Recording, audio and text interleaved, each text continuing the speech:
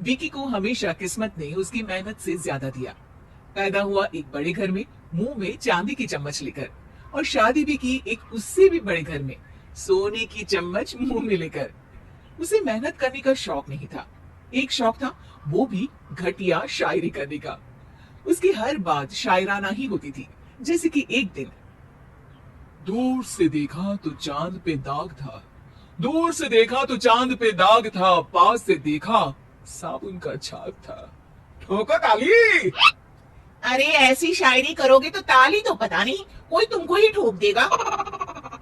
शायरी वो बिल्ली है जो किसी का भी रास्ता रोक दे, और क्या मैं किल हूँ जो कोई मुझे ठोक दे।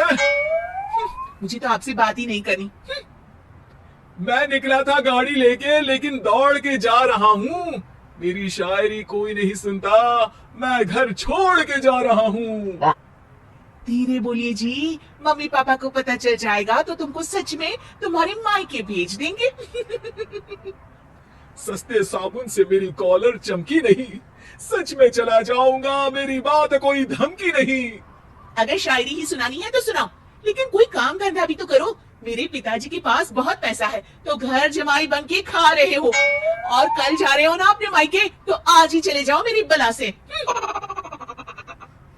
हमें तो अपनों ने लूटा, गैरों में कहाँ दम था हमें। अरे चुप हो जाओ, तुमको मिर्जा गालिब की कसम। अरे जाना है तो जाओ, लेकिन पहले मेरे मम्मी पापा से मिलकर जाओ, वरना वो क्या सोचेंगे। लेकिन विकी अकेले ही अपनी कार लेकर अपने मायके यानी कि अपने खुद के घर पहुंच जाता है। अरे बेटा, तू अचानक, बहू कैसी है? अरे माँ, बहू तो बिल्कुल बदल गई है, मुर्गी हाथ से निकल गई है। अरे क्या हुआ बेटा? उसकी आती नहीं है, मेरी जाती नहीं है। मैं करता हूँ शायरी, उसे भाती नहीं है। मेरे पास उसका फोन आया था बेटा, सही कह रही है वो। तुमको काम करना चाहिए, तभी तो इज्जत मिलेगी। घर जमाई बनके सास ससुर के पैसों पर कब तक ऐश उड़ाते रहोगे? मेरी जिंदगी में हर तरफ से उंगली हो रही है, फोन पर मेरी चुगली हो रही है। अरे चुगली नहीं कर रही थी बहू, वो तेरा भला चाहती है बेटा।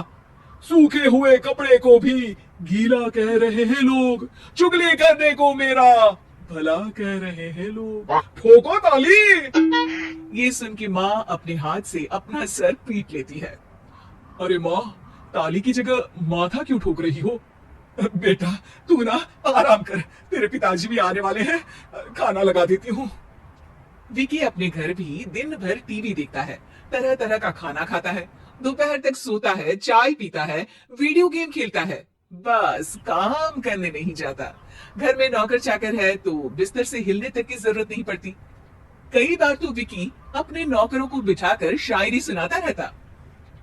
कब जाओगे बेटा? अरे कैसी बात कर रहे हैं डैडी, क्या आप मेरे फादर नहीं? आप मुझे भगाना चाहते हैं क्या? ये मेरा घर नहीं। अरे नहीं बेटा, तुम्हारा ही घर है। हम तो चाहते थे कि तुम यहीं रहो और मेरा काम आगे बढ़ाओ, लेकिन तुम ही चले गए घर जमाई बनने। अरे मेहनत तो गधे भी करते हैं, मैं अच्छी किस्मत लेके पैदा हुआ हूँ।